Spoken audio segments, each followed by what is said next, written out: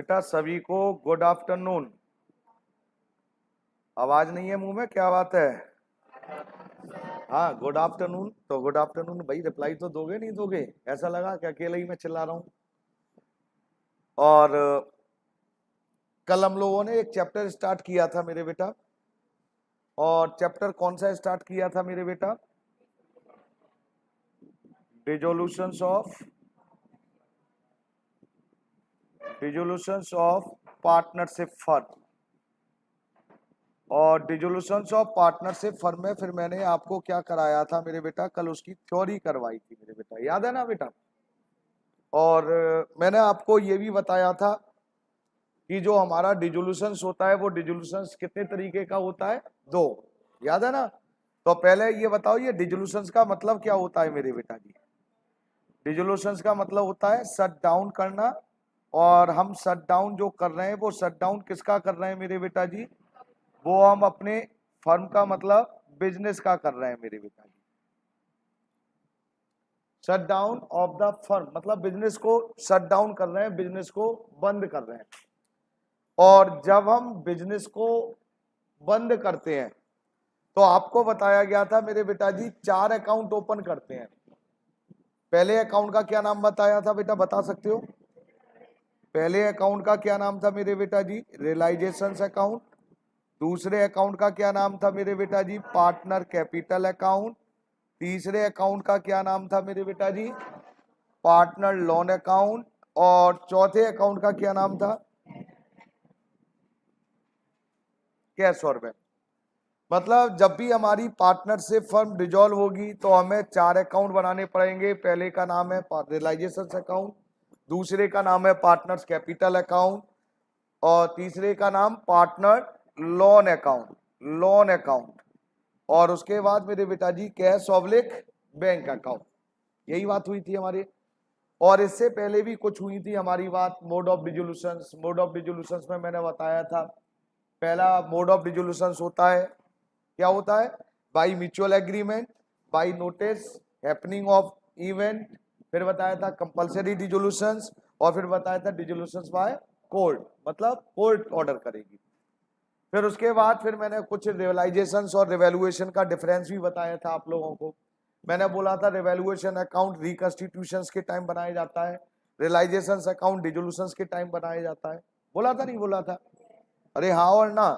Revaluation account में हम net changes record करते हैं, net changes of assets and liability. और रियलाइजेशंस में हम क्या रिकॉर्ड करते हैं बेटा जी? Book value and realised value. और प्रिपरेशन, हम रिवैल्यूएशन को लाइफ ऑफ बिजनेस कई बार बना सकते हैं। और डिसोल्यूशंस में रियलाइजेशन अकाउंट केवल हम एक बार ही बनाएंगे at the time of binding up. कुछ इस तरह से हमने डिस्कशन किया था। तो पहले तो मैं आपसे ये कहना चाह रहा हूं, अगर आपको कोई डाउट है तो मेरे बेटा जी प्लीज आप मेरे से डिस्कस कर सकते हैं। कल की थ्योरी में फर्म डेप, प्राइवेट डेप समझ में आ गए थे ना? Firms dep, private dep, clear? अरे हाँ और ना? तो अगर कोई कल की थ्योरी में डाउट है तो बताइए, और नहीं तो आप फिर मेरे को परमिशन दीजिए, मैं आगे चलूंगा फिर मेरे बेटा जी। चले आगे आयुष, है? चले? अच्छा, तो शुरू करते हैं, स्टार्ट करते हैं। बेटा कल मैंने जो आपको बताया था वो सुनिए प्लीज। मैंने आपको बताया था कि हमारे डिसोल्यूशंस में 4 अकाउंट बनाते हैं। वो कौन कौन से अकाउंट बनाने की बोला था बेटा? मैंने बोला था 4 अकाउंट में पहले अकाउंट का नाम क्या है मेरे बेटा जी? Realisation account, partner capital account, partner loan account, और कैश ऑब्लिक बैंक। मैंने फिर आपको रियलाइजेशंस का मतलब भी बताया था। मैंने रियलाइजेशंस बताया था, इसमें क्या होता है, सारी एसेट्स और सारी लायबिलिटी ट्रांसफर कर देते हैं। और जब ट्रांसफर करते हैं तो किस वैल्यू पर करते हैं? बुक वैल्यू पर ट्रांसफर करते हैं। और रिकॉर्ड भी करते हैं क्या? रियलाइज्ड वैल्यू, जो हम बेचेंगे, क्योंकि अब डिसॉल्व कर रहे हैं अपनी फर्म को। अब डिसॉल्व करेंगे तो हमें अपनी एसेट्स बेचनी है, और एसेट्स बेचकर क्या करेंगे? लायबिलिटियों को पे करेंगे। तो कुछ इस तरह से सिस्टम होना है। तो कहने का मतलब मैं अब आपको क्या बताने जा रहा हूं, अब जरा ध्यान से सुनना है। अब मैं क्लास शुरू कर रहा हूं मेरे बेटे। अब आपका ये चैप्टर स्टार्ट हुआ है पूरा। कल थ्योरी थी, कल कोई इतना वो नहीं था। आज अब मेन आज से स्टार्ट है। और याद रखना अब जो मैं पढ़ा रहा हूं ना, ये केवल 10 मिनट में पढ़ा दूंगा, केवल ये चैप्टर का 40% पोर्शन, केवल 10 मिनट्स, और 40% कॉन्सेप्ट आपके सामने आ जाएगा अभी, और 60% कॉन्सेप्ट लास्ट के शायद 40 मिनट में हो जाए तो बहुत अच्छी बात, नहीं तो कुछ कल करेंगे। बेटा आपको क्वेश्चन में एक बैलेंस शीट गिवन होगी, ध्यान से सुनना, अब मेरी बात ध्यान से सुनो, और अब क्लास स्टार्ट कर चुका हूं मैं। जब हम फर्म का डिसोल्यूशन करेंगे, जब हम अपनी फर्म को बंद करेंगे, तो आपको एक बैलेंस शीट गिवन होगी, बैलेंस शीट गिवन होगी क्वेश्चन में। तो बैलेंस शीट में आइटम दी जाएंगी, और उन आइटमों को आपको ट्रांसफर करना है, उन आइटमों को आपको ट्रांसफर करना है। कहां पर ट्रांसफर करना है? 4 अकाउंट में। वो 4 अकाउंट कौन से हैं मालूम है आपको? Realisation account, partner capital account, partner loan account, और कैश ऑब्लिक। अगर आपने सपोज करिए कोई आइटम अगर आपने एक भी आइटम गलत ट्रांसफर कर दी, मतलब जानी चाहिए थी पार्टनर कैपिटल में और डाल दी रियलाइजेशन में, तो आपका क्वेश्चन स्टार्ट होने से पहले ही गलत हो जाएगा। सिंपल चैप्टर है, इसमें ये कोई डाउट नहीं है। तो आप जरा ध्यान से सुनेंगे, मैं बोलना शुरू कर रहा हूं। सबसे पहले असेट साइड पे देखिए, कल आपको असाइनमेंट दिए थे, निकालो उन असाइनमेंटों को। नालायक ऐसे बैठे हुए हैं, असाइनमेंट खोल के मैं बैठा हुआ हूं और अपने निकाले नहीं जा रहे असाइनमेंट। शर्म नहीं आती है आप लोगों को? पढ़ने का तरीका तक नहीं मालूम यार आप लोगों को, लगता है 12th क्लास में आप लोग है। बैलेंस शीट गिवन होगी, अब उस बैलेंस शीट को जरा ध्यान से देखिए, मैं असेट साइड की बात कर रहा हूं, सभी लोग जरा ध्यान से देखें, और जो मैं यहां लिखूं वो आपको भी लिखना होता है। असेट साइड में ध्यान से सुनना मेरे बेटा, जितनी भी असेट्स होती हैं जरा ध्यान से सुनिए, जितनी भी असेट्स, केवल किस किस को छोड़कर, कैश और बैंक को छोड़ दीजिए, उसमें देखिए अपनी कैश और बैंक को छोड़ दीजिए, और कैश और बैंक के नीचे जो लॉसेस दे रखे हैं उनको छोड़ दीजिए। मतलब जितनी भी हमारी असेट्स होती हैं, चाहे वो टेंजिबल हो और चाहे हमारी इंटेंजिबल असेट्स हो, वो सारी की सारी आइटम मेरे बेटा जी आपको ट्रांसफर करनी पड़ेंगी मेरे बेटा जी रियलाइजेशन अकाउंट में। किस अकाउंट में ट्रांसफर करनी है आपको? रियलाइजेशन अकाउंट में। उसके बाद मेरे बेटा जी फिर आपको दिया हुआ है मेरे बेटा जी क्या चीज? कैश और बैंक। तो बेटा जी कैश और बैंक का हम एक अकाउंट बनाते हैं, मालूम है ना बेटा जी? और कैश और बैंक का कौन सा अकाउंट बनाते हैं हम बेटा जी? एक सिंपल सा चौथे अकाउंट का क्या नाम है हमारा? कैश और बैंक अकाउंट। तो बेटा जी आपकी ये बैलेंस शीट का असेट साइड में जो कैश और बैंक दिया जाएगा वो कहां जाएगा? कैश और बैंक अकाउंट में। उसके बाद जितने भी नीचे आपने जरा ध्यान से देखिए लिखा हुआ है loss in business, losses business में, deferred expense, advertisement expense, P&L का अकाउंट, जितनी भी असेट साइड में लॉस होते हैं। उसके बाद और क्या, जो पार्टनर से रिलेटेड अगर एसेट साइड में दे रखा है, पार्टनर की ड्राइंग, पार्टनर का लोन, पार्टनर की कैपिटल, कभी कभी नेगेटिव होती है कैपिटल, पॉजिटिव होती है तो क्रेडिट साइड में, लायबिलिटी साइड में देते हैं, और नेगेटिव हो जाती है तो किधर दे देते हैं? डेबिट साइड में। कहने का मतलब, अब जरा ध्यान से सुनिए, जितने भी आपके लॉस होते हैं, जितनी भी पार्टनर्स के लोन असेट साइड में है, और मेरे बेटा जी पार्टनर से रिलेटेड कैपिटल है, ड्रॉइंग है, ये सारी आइटम आपको लिखनी है मेरे बेटा यहां से लेकर यहां तक पार्टनर्स कैपिटल में। ये हो गया सब असेट साइड। मैंने आपसे 10 मिनट मांगे थे, मेरे को नहीं लग रहा कि 10 मिनट भी लगेंगे इसको बताने में मेरे को। तो आपको समझ लेना चाहिए जितनी भी हमारी असेट्स हैं। अब असेट्स में आप पढ़ लीजिए, land and building, furniture, plant, goodwill, prepaid expense, accrued income, patent, goodwill, जो भी जितने भी असेट्स हैं, जो यहां नहीं लिखे हैं ना वो भी कह रहा हूं, जितने भी असेट्स हैं, केवल किसको छोड़कर? कैश और बैंक को छोड़ दीजिए। और असेट साइड में जो लॉसेस है या पार्टनर से रिलेटेड कैपिटल या लोन है या ड्रॉइंग है, उनको छोड़कर वो सब कहां जाएंगे? असेट्स रियलाइजेशन में। कैश और बैंक मैंने क्या लिखवाया? कैश और बैंक अकाउंट में। फिर मैंने आपको बेटा जी जो losses, drawing, capital, asset side में किस में लिखवा दी? पार्टनर कैपिटल में। यस और नो बेटा जी? अब आइए लायबिलिटी साइड में। लायबिलिटी साइड में मेरे बेटा जी जरा ध्यान से सुनना है अब आपको। पहले लायबिलिटी साइड में जितने भी आपके मेरे बेटा जी क्या होते हैं? आउटसाइडर। ध्यान से सुनना है मेरे बेटा जी, जितनी भी आपकी आउटसाइडर लायबिलिटीज हैं, creditors, bills payable, outstanding expense, provident fund, bank loan, partners Mrs loan, ध्यान से देखो वहां सब लिखा हुआ है। जितने भी आपके मेरे बेटा जी, जितने भी आपके आउटसाइडर लाइबिलिटीज हैं वो सारे के सारी कहां जाएंगी मेरे बेटा जी, लिख देना मेरे बेटा जी रियलाइजेशंस में। कल याद हो आपको मैंने लिखवाया था रियलाइजेशंस में क्या क्या रिकॉर्ड होता है, जितनी भी हमारी एसेट्स होती हैं और जितनी हमारी लाइबिलिटीज होती हैं वो सब कहां जाती हैं, रियलाइजेशंस अकाउंट में। उसके बाद जरा ध्यान से देखेंगे कुछ स्पेशल रिजर्व एंड प्रोविजन है मेरे बेटा, कुछ स्पेशल रिजर्व एंड प्रोविजन है। और स्पेशल रिजर्व एंड प्रोविजन में जरा ध्यान से देखेंगे मेरे बेटा जी कौन कौन से, मैंने देखिए मैंने ब्लॉक में बंद कर दिया है। Investment fluctuation fund, depreciation reserve, provision for bad debts, repair and renewal reserve. ये भी बेटा जी आपके कहां जाते हैं मेरे बेटा जी, लिख लीजिए मेरे बेटा जी रियलाइजेशन अकाउंट, रियलाइजेशन अकाउंट। और मेरे बेटा जी रियलाइजेशन अकाउंट के बाद लिख देना एंड नॉट पेड, इसके नीचे जैसे मैं लिख रहा हूं वैसे लिख देना नॉट पेड। सर इसका क्या मतलब है बताऊंगा बेटा। ये हमारे कुछ स्पेशल रिजर्व एंड प्रोविजंस हैं। सर आप इनको स्पेशल रिजर्व एंड प्रोविजन क्यों कह रहे हैं बेटा, इसलिए कह रहा हूं क्योंकि ये रिजर्व और प्रोविजन जो क्रिएट किए गए ना, ये किसके अगेंस्ट क्रिएट किए गए मालूम है आपको, ये क्रिएट किए गए हैं असेट्स के अगेंस्ट में। असेट्स के अगेंस्ट का मतलब क्या हुआ, जरा ध्यान से देखिए, ये जितने भी मैं बोल रहा हूं ये सब असेट्स के अगेंस्ट क्रिएट किए गए। अब आप कहेंगे सर बताओ, देखो आप सुनो, investment fluctuation reserve, investment fluctuation reserve किसके लिए क्रिएट किया गया था, इन्वेस्टमेंट के लिए। इन्वेस्टमेंट में अगर मार्केट में कुछ अप डाउन होता है, कम या ज्यादा होता है, तो उसका प्रॉफिट और उसका लॉस किसमें ट्रांसफर किया जाता है, इन्वेस्टमेंट फ्लक्चुएशन रिजर्व में। फिर देखिए लिखा हुआ है मेरे बेटा जी डेप्रिसिएशन रिजर्व, स्वास्थ्य ना, हाँ यहीं रहो, डेप्रिसिएशन रिजर्व। डेप्रिसिएशन किस पे लगाया जाता है, फिक्स एसेट्स पर, फर्नीचर, बिल्डिंग। तो ये रिजर्व या फंड डेप्रिसिएशन किसके लिए, असेट्स के ऊपर। फिर जरा ध्यान से देखिए provision for doubtful debt and bad debts, provision किसके ऊपर बनाया जा रहा है, डेटर्स के ऊपर, कि डेटर्स हमारे पैसे देंगे कि नहीं देंगे, तो प्रोविजन क्रिएट कर लिया। ये किसके लिए बनाया गया, असेट्स के ऊपर। रिपेयर एंड रिन्यूअल रिजर्व, किसको रिपेयर करवाने की बात हो रही है, प्लांट एंड मशीन।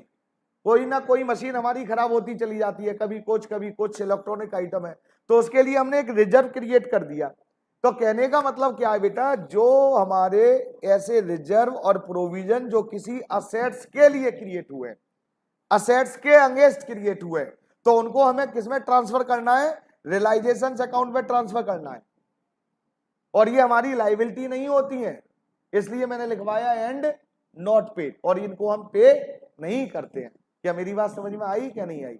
तो मैंने अभी तक क्या बोला, जितनी भी हमारी आउटसाइडर लाइबिलिटीज होंगी वो मेरे बेटा रियलाइजेशंस में, और यहां पर अब रियलाइजेशन के आगे इसमें लिख दीजिए एंड पेड, जो ऊपर आपने लिखा था realisations, creditors, bills payable, provident fund, loan, bank loan, Mrs loan, ये सब क्या है, आउटसाइडर लाइबिलिटी।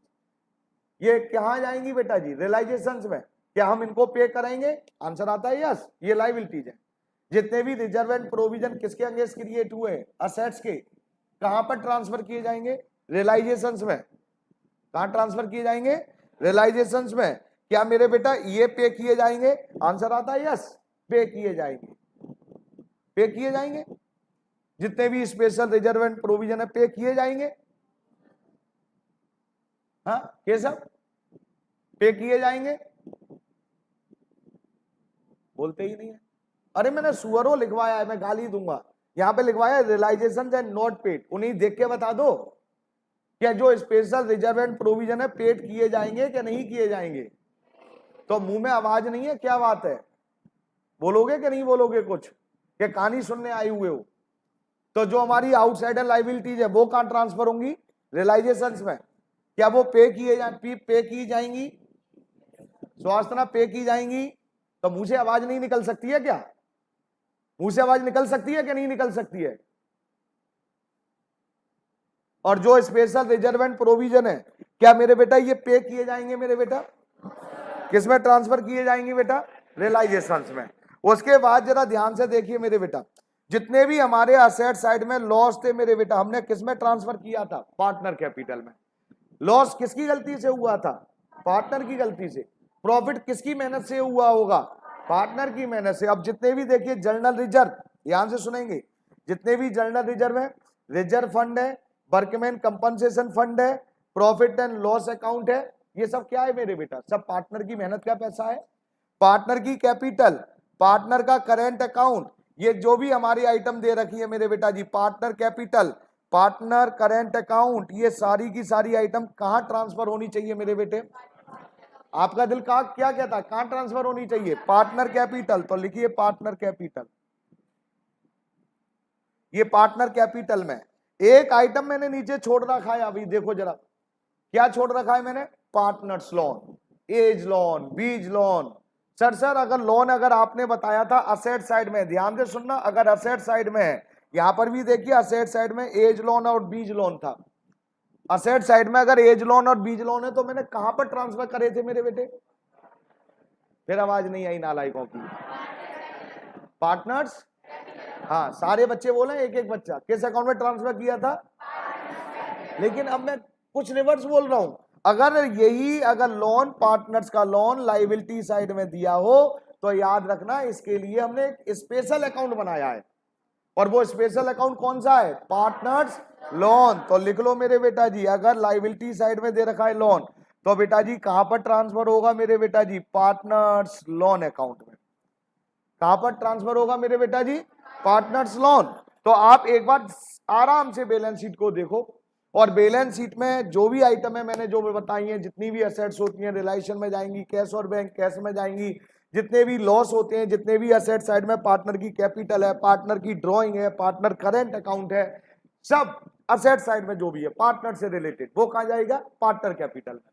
तो अगर आपको कोई डाउट है इसमें, कुछ पूछना है, कोई ऐसी आइटम जो इसमें ना लिखी हो और आपके मन में चल रही हो कि संजय सर ये आइटम कहां जाएगी, वैसे तो मैंने बोल दिया जितनी भी आपकी एसेट्स होती हैं कहां जाएंगी? रियलाइजेशंस में। जितनी भी आपकी आउटसाइडर लायबिलिटीज है वो कहां जाएंगी? रियलाइजेशंस में। हाँ और ना मेरे बेटा जी? जितने भी आपके रिजर्व है, ध्यान से सुनना, इन्वेस्टमेंट फ्लक्चुएशन रिजर्व, रिजर्व लिखा हुआ है, आपको कंफ्यूज करेगा। रिजर्व है आप पार्टनर कैपिटल में डालेंगे, लेकिन नहीं, इसमें नहीं जाएगा। कहां जाएगा? रियलाइजेशंस में। आपसे पूछे क्यों सर, हमें कैसे पता चलेगा? अरे पता कैसे चलेगा, मैंने बोला था those reserve and provision which are created against any assets, ऐसे रिजर्व एंड प्रोविजन जो किसी असेट्स के अगेंस्ट क्रिएट किए गए हैं, तो असेट्स कहां जाती हैं? रियलाइजेशंस में। तो वो रिजर्व एंड प्रोविजन भी कहां जाएंगे?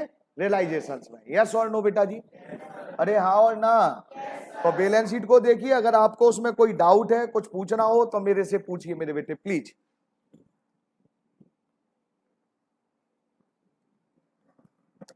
पूछो, इसमें कुछ डाउट हो तो मेरे बेटा। नहीं मैं पूछूंगा, बता दे रहा हूं, नहीं वहीं आकर पीटूंगा मैं एक एक बच्चे को, बता रहा हूं। अगर मैंने आइटम पूछी और रिप्लाई नहीं दिया मेरे को तो मैं सब पूछूंगा एक एक करके। 2-3 दिन अब यही काम रहेगा मेरा। मैंने क्या बोला अब आपको, जब मैंने इतनी बड़ी बात कह दी कि 40% ये बैलेंस शीट है, बैलेंस शीट है 40%। जिसने ये चैप्टर सीखना है 40% को ये बैलेंस शीट की फिगर ट्रांसफर ही करना। टेक्निकल क्या है, ट्रांसफर कर दो, आंसर आ जाएगा। क्या मैं आगे चल सकता हूं? हाँ कुछ पूछोगे? अब ये बताओ मेरे से, कोई आइटम के बारे में कुछ, कौन कोई इसमें ना लिखा हो और आपके मन में डाउट आ रहा हो। क्या चीज? लाइव स्टॉक क्या होता है ये बताऊं? अच्छा 11th में बेटे, फिर पढ़े नहीं तुम बेटे। लाइव स्टॉक पशु संपदा। लाइव स्टॉक अगर आप अपने बिजनेस के लिए कुत्ता खरीद लें, डॉग, हॉर्स खरीद लें, जितने भी ये जानवर खरीदें तो उन्हें लाइव स्टॉक बोला जाता है। Purchase a horse for business, तो हॉर्स नहीं डेबिट करेंगे, क्या लिखेंगे? Live stock. लाइव स्टॉक बोला जाता है। और बोलो बेटा, और बोलो, कोई डाउट और बोलिए मेरे बेटे। और कुछ? क्या मैं आगे चलूं फिर? चले चलिए साहब आगे आइए मेरे बेटा। अब लिखना शुरू करो, अब आप प्लीज अब लिखना शुरू करिए मेरे बेटा, क्योंकि मैं आपको करवा सकता हूं, क्या करवा सकता हूं? नोट्सों में, लेकिन मैं चाहता नहीं कि अब आप नोट्स का यूज करें। जर्नल एंट्री,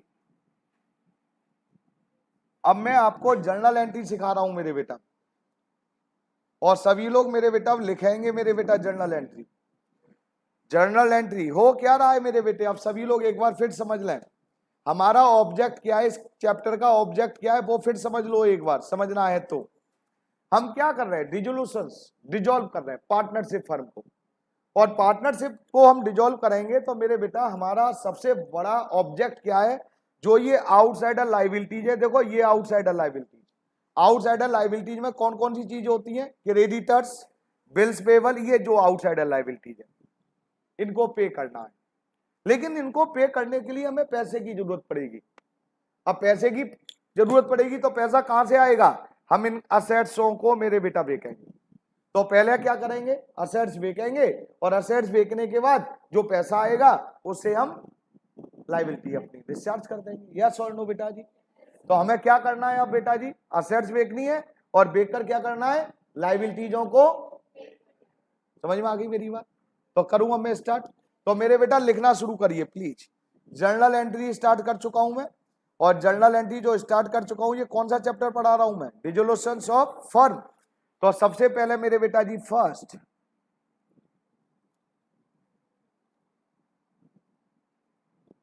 लो मेरे बेटा जी, first when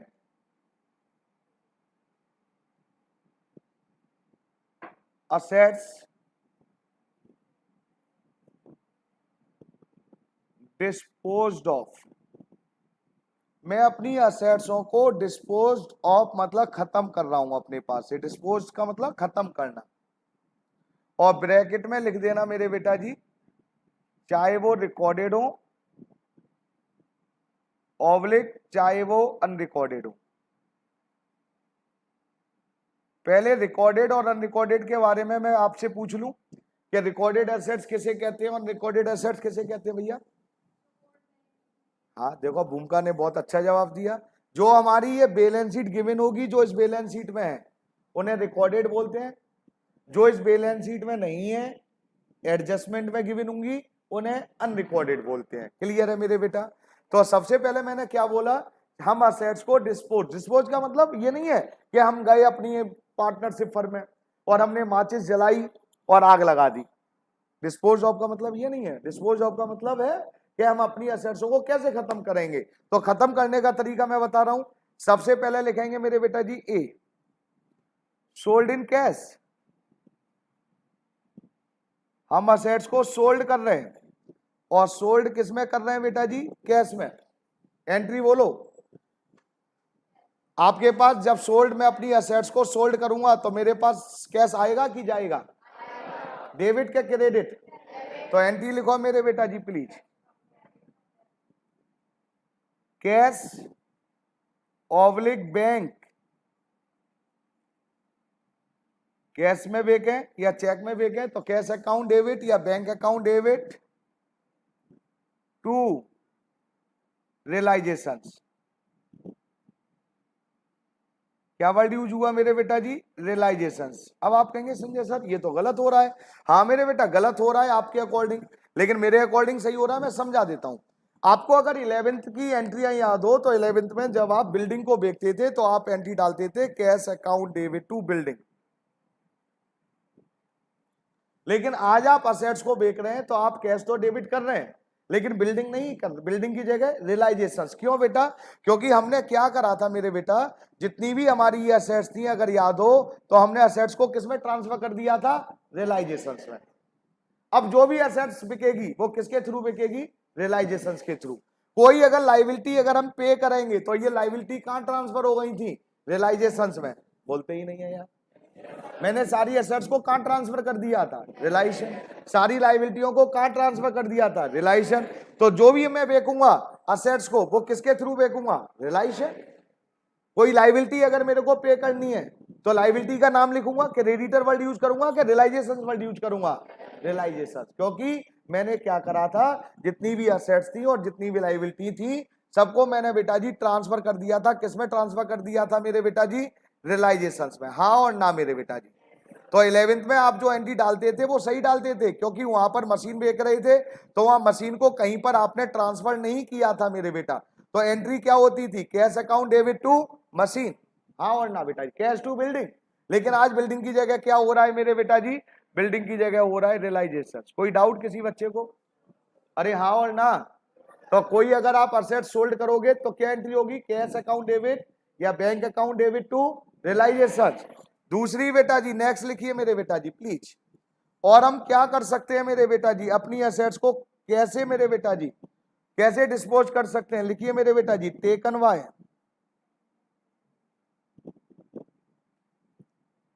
taken by partner. ऐसा भी तो हो सकता है हमारी एसेट्स को किसी पार्टनर ने टेक ओवर कर लिया मेरे बेटा। पार्टनर ने टेक ओवर, हम और आप पार्टनर हैं, असेट्स को बेचना है। कोई एक फर्नीचर रखा हुआ था टेबल, आपने की संजय सर ये मेरे को दे दो। मैंने कहा बेटा मेरे को कोई प्रॉब्लम नहीं है, मेरे को तो बेचनी है, सिंपल सी बात है, या आप ले लो या कोई बाहर वाला ले ले। अब पार्टनर से तुरंत तो पैसा नहीं लिया जाएगा, पार्टनर तो पार्टनर है, उसका तो ऐसा बाद में भी होना है। तो हम क्या करेंगे, कैश तो नहीं आया ना हमारे पास, तो कैश की जगह किसने बेटा जी ले ली? पार्टनर। तो हम यहां पर एंट्री क्या डालेंगे मेरे बेटा जी? Partner capital account debit to, बोलो, debit to realisation.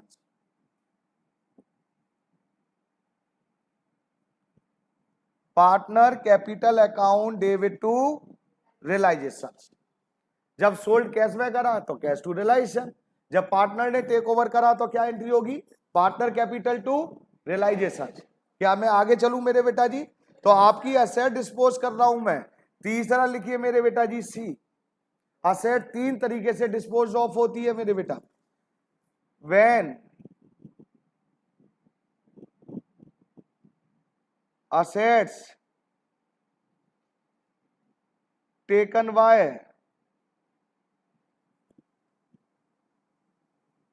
creditors। Assets को किसने टेक ओवर कर लिया मेरे बेटा जी? क्रेडिटर्स। क्रेडिटर समझ में आया है बेटा जी? क्या हुआ था, कहानी सुनो आराम से। हुआ ये था मेरे बेटा जी कि मेरे को ये असेट्स बेचनी थी यहां वाली, और यहां एक क्रेडिटर था जिसके मेरे बेटा जी मेरे को 10,000 रुपए देने थे। ध्यान से सुनना है, बुरा वक्त चल रहा है, दुकान बंद कर रहे हैं, ऑफिस अपना बंद करने जा रहे हैं, कोई अच्छा वक्त तो नहीं है, चलते हुए बिजनेस को बंद कर रहे हैं। और बुरे वक्त में सबसे पहले साथ कौन छोड़ते हैं मालूम है आपको? अपने। सबसे पहले साथ कौन छोड़ता है? अपने छोड़ते हैं। अपनों को डर लगा रहता है कहीं सामने वाला पैसा मांगने ना आ जाए, बुरे वक्त से निकल रहा है। और जिन पर आप लोग प्राउड करते हो ना, घर के अपना अपना, सबसे पहले वही साथ छोड़ते हैं जिंदगी में। इसलिए बुरे वक्त में है ना, डरने की जरूरत नहीं है, बुरा वक्त सभी के पास आना चाहिए, जब तो जिंदगी का पता चलता है अच्छा और बुरा। लेकिन उस बुरे वक्त में एक काम जरूर करना है कि पेशेंस रखना है।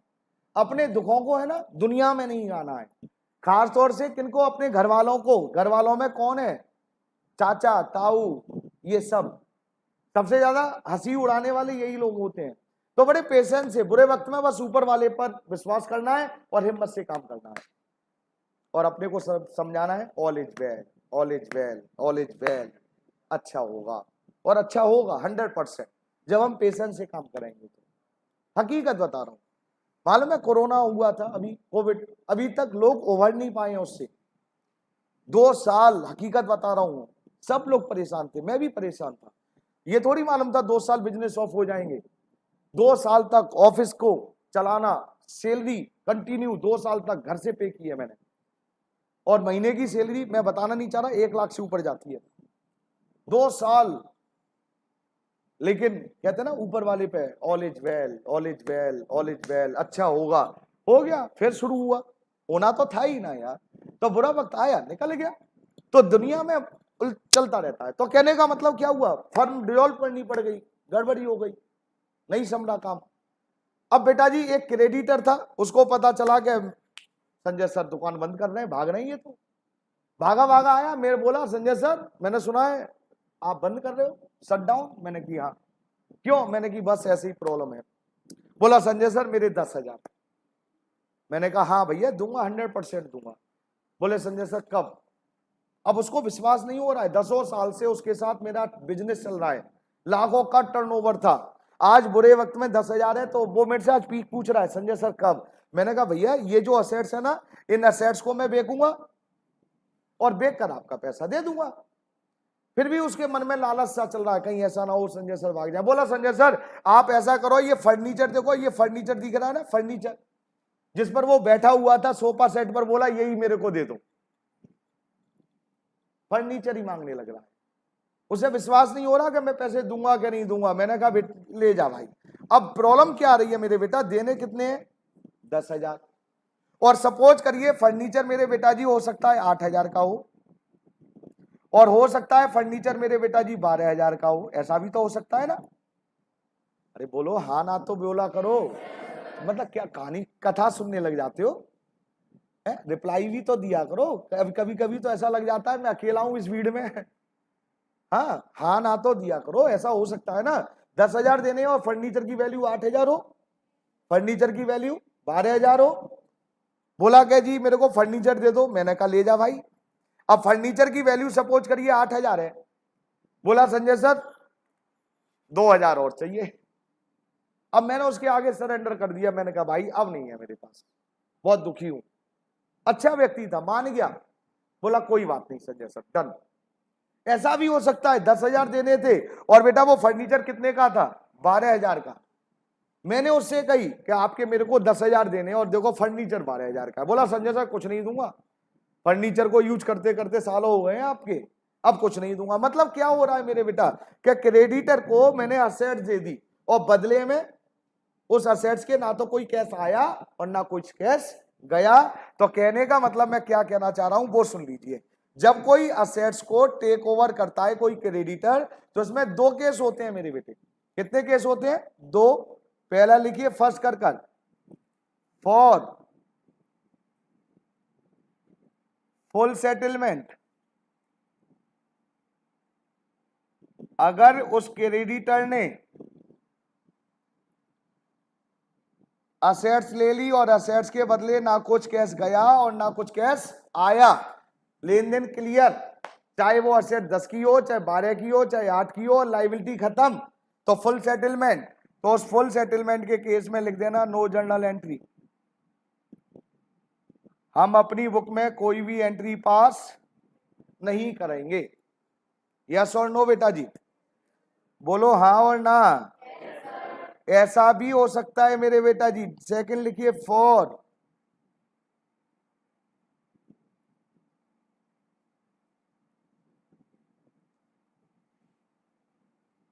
Part settlement.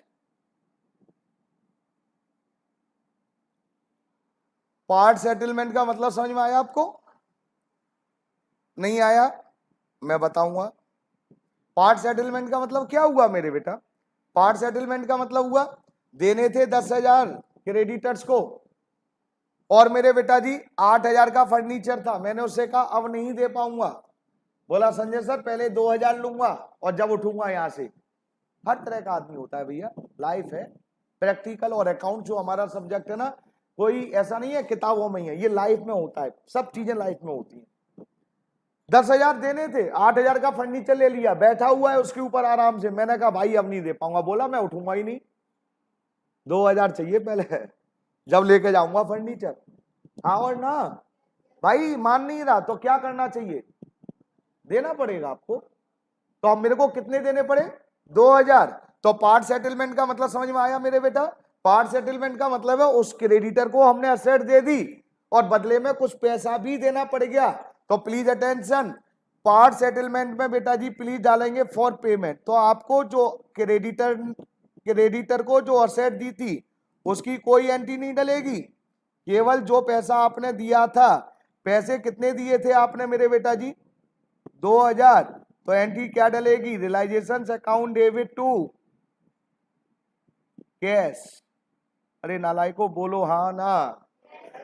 अगर पार्ट हो या फुल हो, अगर कोई क्रेडिटर कोई असेट्स ले रहा है तो उसकी एंट्री नहीं डलेगी। मैंने एंट्री किसकी डाली है यहां पर? उन 2,000 की। 10 क्रेडिटर को देने थे, फर्नीचर कितने का लिया? 8, तो उसकी एंट्री नहीं डाली। 2,000 जो पेमेंट करी मैंने उसकी एंट्री डाली है। हाँ और ना? ऐसा भी तो हो सकता है। लिखो मेरे बेटा जी बी करके यहां पे सी के आगे फॉर रिसीविंग जैसे को तैसा, सुना है ना? जो जैसा करेगा वैसा। हम भी नालायक बन गए। क्रेडिटर को कितने देने थे? 10,000। फर्नीचर हमारा कितने का है? 12,000 का।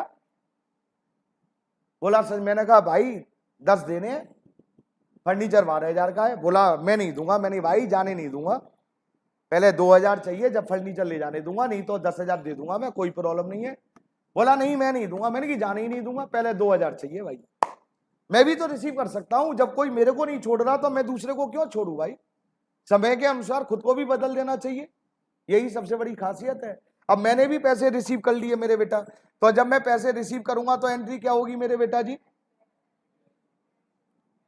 लिख लो, cash account debit to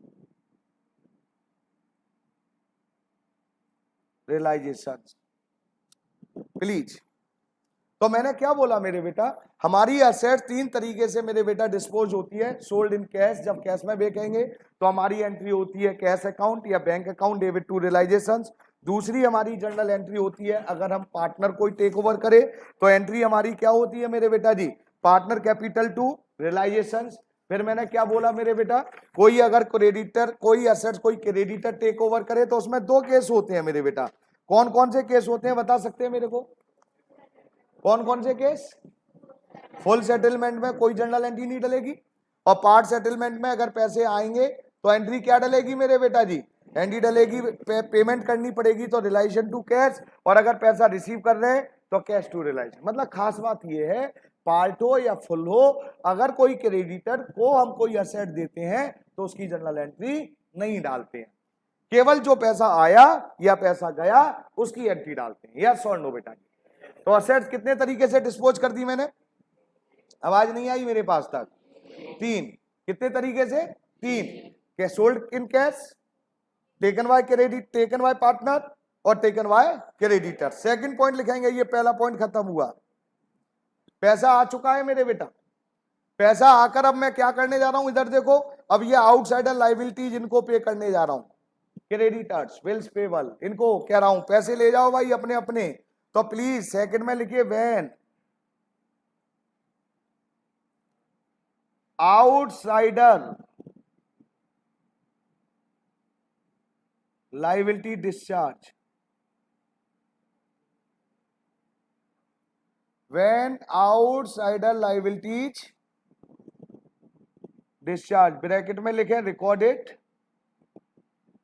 oblique unrecorded liability, चाहे वो लायबिलिटी रिकॉर्डेड हो चाहे वो लायबिलिटी अनरिकॉर्डेड हो, अगर हम उसको डिस्चार्ज, डिस्चार्ज का क्या मतलब है मेरे बेटा? हम उसको पेमेंट कर रहे हैं। यस और नो बेटा जी? अरे यस और नो? लायबिलिटी डिस्चार्ज 2 तरीके से होती है, लिखेंगे मेरे बेटा जी। ए, पेड इन कैश, सबसे पहले मेरे बेटा जी क्या हो रहा है? पेड कर रहे हैं। कौन पेमेंट कर रहा है मेरे बेटा? पार्टनर के फर्म? किसकी बुक में एंट्रियां डल रही है? ये फर्म की, तो फर्म ही पे करेगी। फर्म पे करेगी तो एंट्री लिख लीजिए मेरे बेटा जी, realisation account.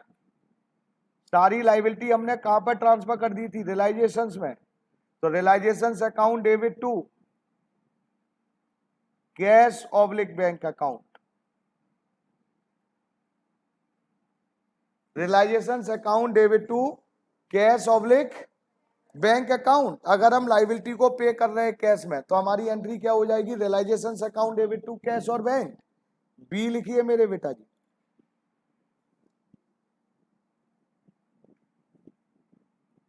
Discharge by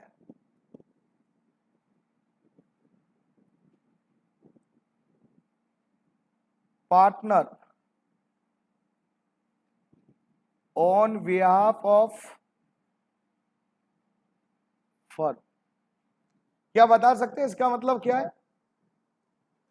partner कह रहा है मैं पे कर दूंगा भैया, लेकिन इसका मतलब ये नहीं है कि वो अपने पॉकेट से पे करेगा और हमसे नहीं लेगा। On behalf of firm, partner क्या कह रहा है? आप पार्टनर है, कह रहे हैं मैं पे कर दूंगा सर। मैंने कहा बहुत अच्छी बात। बोले हंसने वाली बात नहीं है, बाद में ले लूंगा। हाँ, बाद में लिखा है ना, ऑन बिहाफ ऑफ फर्म। किसके बिहाफ पर?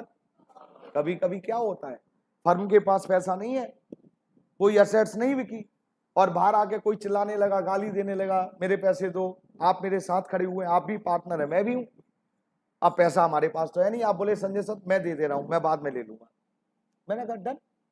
तो लाइबिलिटी कौन पे कर रहा है? पार्टनर। तो बेटा जी क्या वो पार्टनर हमसे बाद में लेगा क्या नहीं लेगा? बाद में लेगा। तो हमारी एंट्री अब क्या हो रही है मेरे बेटा जी? तो रिलाइजेशन तो डेबिट होनी है, क्रेडिटर को रटना मत, क्रेडिटर को पे करते हैं तो creditor account debit to cash entry होती है। अब क्रेडिटर की जगह क्या लिखा जा रहा है? रियलाइजेशन। असेट्स की जगह क्या लिखा जा रहा है? रियलाइजेशन। तो जब भी आपके मन में कोई एंट्री में गड़बड़ हो कि असेट सोल्ड कर दी, तो सोचो असेट सोल्ड करेंगे तो क्या होगी? Cash account debit to assets, तो असेट्स की जगह रियलाइजेशन बोल देना बस।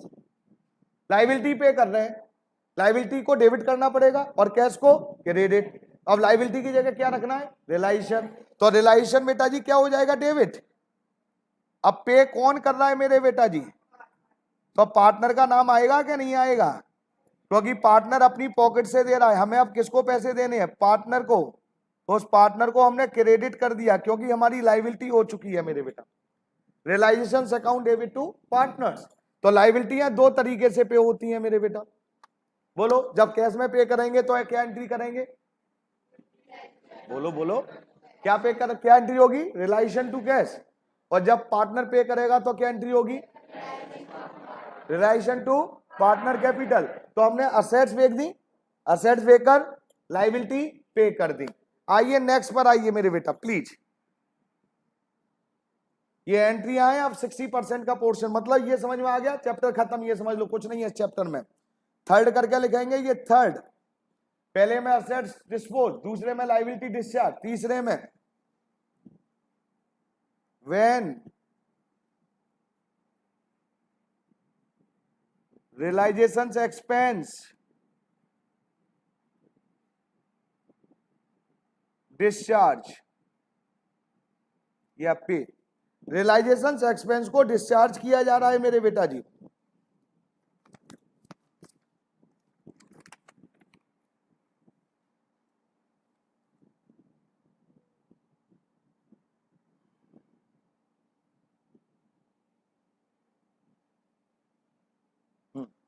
हाँ मेरे बेटा जी, व्हेन रियलाइजेशन एक्सपेंस। मैं ये देख रहा था आपके नोट्स में कि कुछ ऐसा ना हो कि मैं एक्स्ट्रा करवा देता हूँ, प्रॉब्लम ये आ जाती है।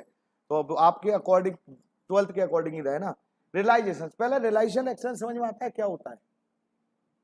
कल भी मैंने कुछ हिंट दी थी। रियलाइजेशन एक्सपेंस का मतलब समझ लो मेरे बेटा क्या होता है, मैं आपको समझा दूं। सिंपल सी बात है, जब आपकी फर्म डिसॉल्व होती है, ये आपका बिजनेस, अब इस बिजनेस में बहुत सारी चीजें क्या होती हैं, गुड्स रखा रहता है आपका। सपोज करिए शूज का काम है आपके, तो आपके जहां शूज, चप्पल होती है ना, सैंडल, ये सारी चीजें क्या रहेंगी? स्टॉक रही होंगी।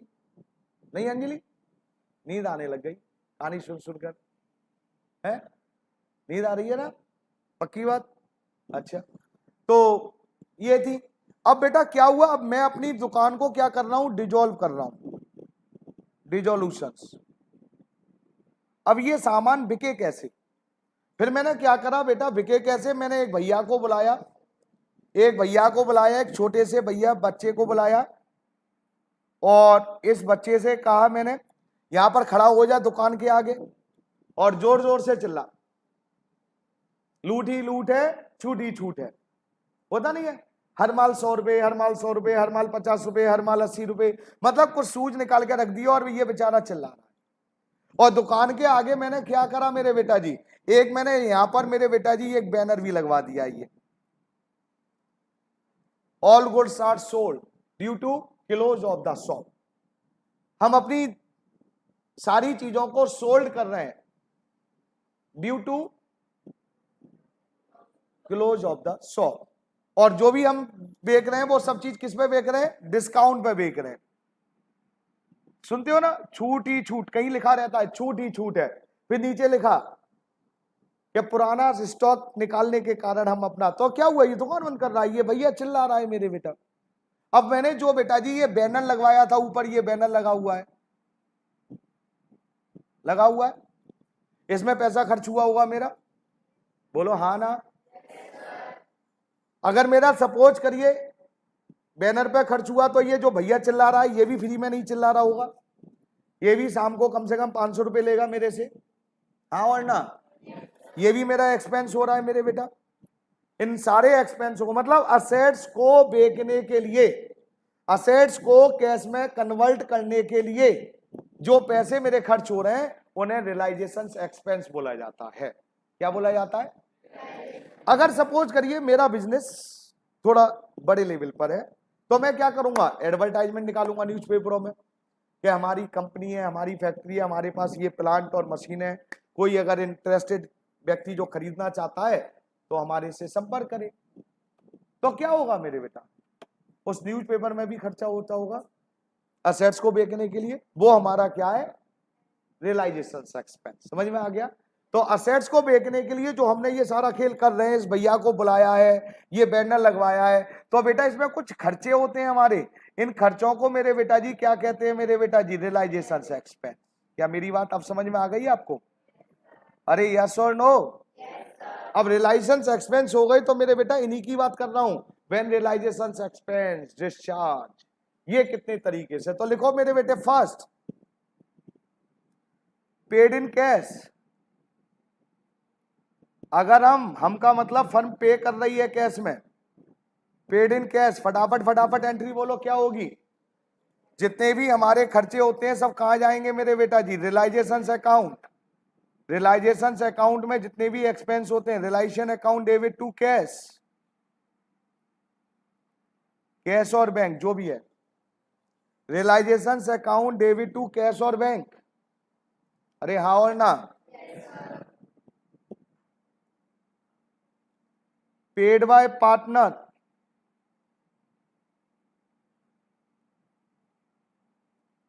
ऑन बिहाफ ऑफ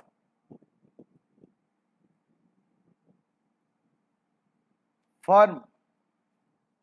पेड किसके द्वारा पेड किए जा रहे हैं मेरे बेटा जी, पार्टनर।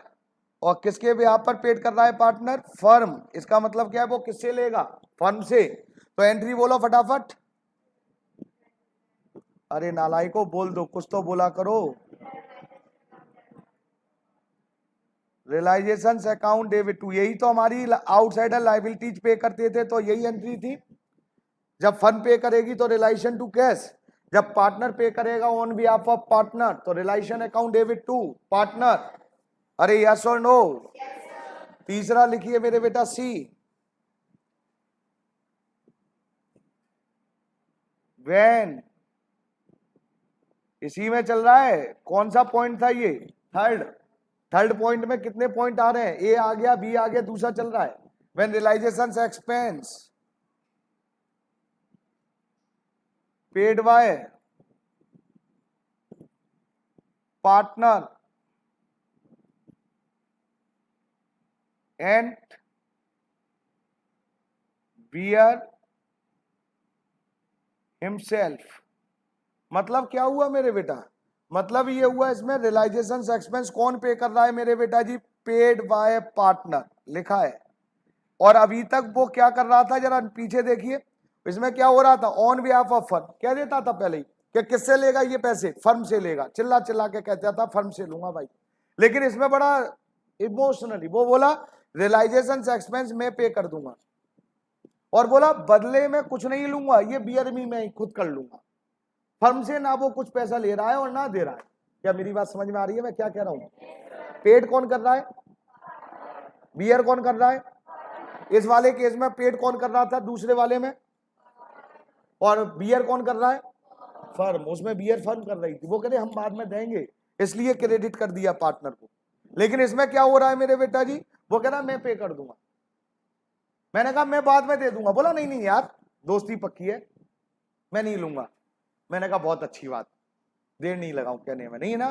तो बेटा जी ना मेरे पॉकेट से मतलब फंड के पैसे गए ना आए, तो लिखिए नो जर्नल एंट्री।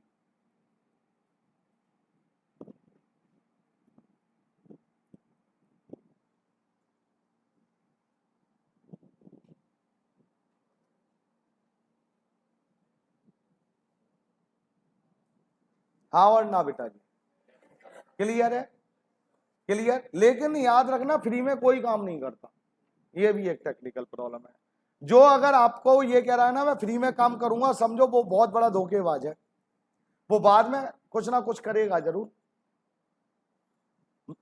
बड़ा सीधा साधा बोला कि मैं पे कर दूंगा, कुछ नहीं लूंगा। मैंने कहा थैंक यू। दूसरे दिन आके बोला संजय सर मेरा वो कमीशन चाहिए था। मैंने कहा किस चीज का भाई? बोला संजय सर वो रियलाइजेशंस के जो असेट्स थी ना, असेट्स को मैंने बेचा था, सारे खर्चे मैंने कर दिए थे और बदले में मैंने कुछ नहीं लिया। मैं रोड पर उस छोटे से बच्चे के साथ खड़े होकर चिल्ला रहा था, हर माल 100 रुपए, हर माल 100 रुपए, सारा सामान बिकवा दिया, खर्चे भी हो गए, वो भी मैंने अपनी पॉकेट से दे दिए।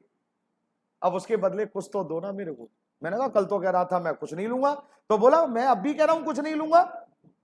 बोला मैंने खर्चे जो एक्सपेंस थे वो कहां लिए हैं? तो मैंने कि फिर क्या मांग रहा है? बोला उसके बदले कमीशन मांग रहा हूं। अब आ गया, देखो क्या मांग रहा है वो। मतलब समझ में आ रहा है क्या हो रहा है? कभी कभी कोई पार्टनर क्या कहता है, जरा ध्यान से सुनना, कि संजय सर सारी एसेट्स मैं बेच दूंगा, सारी लायबिलिटी मैं पे कर दूंगा, आप फ्री होकर एसी में लेटो, गर्मी बहुत है। मैंने कहा अच्छा, बड़ा अच्छा आदमी है ये तो। फिर मैंने कहा इसके जो खर्चे, अरे सर मैं देख लूंगा ना, आप परेशान मत हो, आराम करो, जाओ बीमारी मर हो जाओगे, मैं फ्री, टेंशन आराम से। और उसने सारी एसेट्स बेच दी, पैसा भी कलेक्ट करा, लायबिलिटी भी पे करी, खर्चे भी पे कर दिए, बात खत्म। जब हिसाब किताब की बारी आई तो क्या बोला, सर कुछ एक्स्ट्रा काम किया तो उसका कमीशन तो बनता है ना मेरा, देना पड़ेगा आपको भाई, गलती आपकी थी क्योंकि आराम आप कर रहे थे, पार्टनर था साथ खड़े होना चाहिए था आपके। यस और नो बेटा जी? तो जब वो कुछ नहीं ले रहा तो उसके बदले कभी कभी आपसे क्या मांग लेता है, कमीशन मांग लेता है। तो बेटा लिखिए मेरे बेटा जी, इसी में ऐसे ही लिख लेना जैसे मैं लिख रहा हूं, कमीशन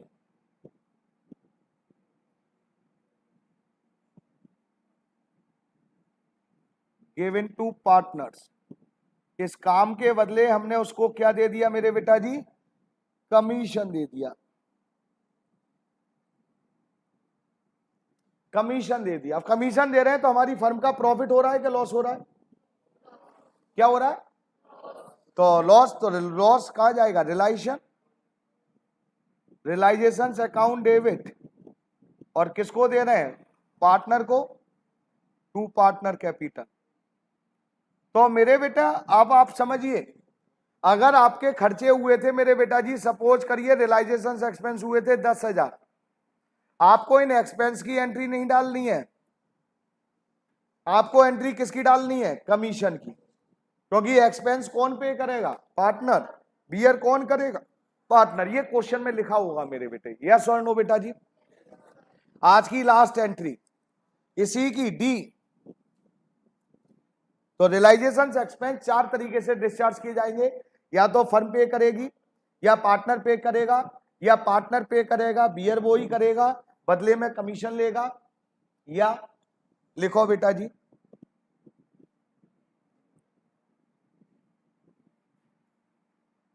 कल ये एंट्री याद कर आनी है सभी को, अभी कंप्लीट नहीं हुई है, कल 20 मिनट की एंट्री और रह रही है अभी। व्हेन रियलाइजेशन एक्सपेंस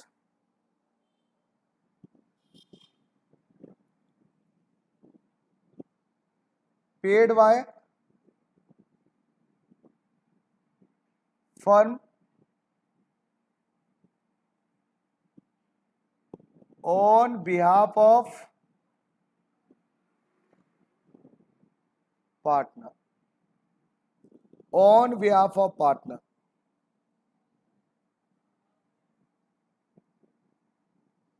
हाँ जी, क्या मतलब हुआ, समझ में आया? कुछ कुछ कभी कभी कोई दोस्त नालायक होता है।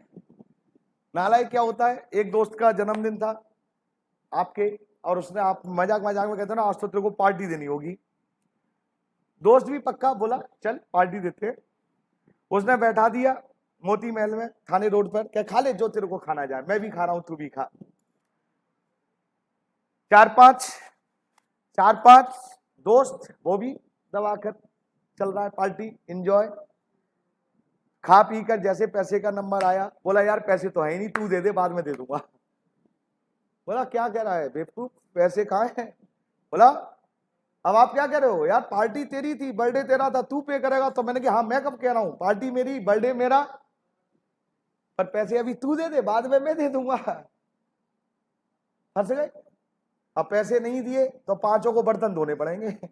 उसका तो बर्थडे है ही, बर्थडे तुम्हारा भी होना है साथ में। तो क्या करना चाहिए, बचना चाहिए, दोस्त भी है।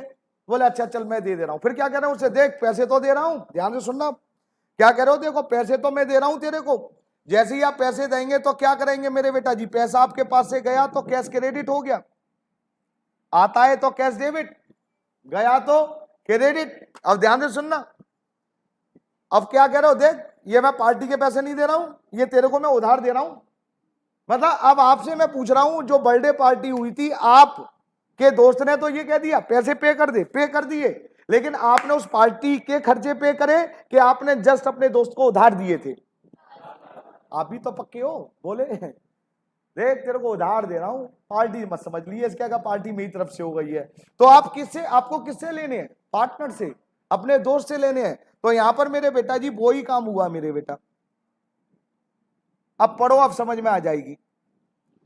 रियलाइजेशन एक्सपेंस पेड किसने कर दिए थे, फर्म ने, फर्म ने पे करे कैश क्रेडिट, लेकिन ऑन बिहाफ ऑफ, किसके बिहाफ पे करे थे, पार्टनर से कह दी तेरे चक्कर में, देने किसको चाहिए थे ये, पार्टनर को, पे कौन कर रहा है, फर्म ने पे कर दिए टू कैश, लेकिन लेने किससे, किसको डेबिट करेंगे। तो मेरी बात समझ में आ गई मेरे बेटे। तो हमारे रियलाइजेशन एक्सपेंस कितने तरह से डिस्पोज किए जाएंगे, 4, paid in cash, relation to cash, paid by partner, relation to partner, paid by the partner and bear himself, no journal entry, उसके बदले कमीशन दे रहे हैं तो रिलेशन टू पार्टनर्स कैपिटल, और अगर फर्म पे कर रही है पार्टनर के ब्याह पर तो पार्टनर कैपिटल टू कैश। तो मेरे बेटा आज मैं इतना ही रख रहा हूं, अभी भी कुछ जर्नल एंट्रियां बची हुई हैं और कल मैं कंप्लीट करूंगा, लेकिन याद ये रखना है कल आपको ये जर्नल एंट्री होमवर्क में लर्न करनी है, याद रखना, बैलेंस शीट आनी चाहिए, और बैलेंस शीट और जर्नल एंट्री आपको समझनी है और लर्न करनी है। थैंक यू, धन्यवाद आपका मेरे बेटे।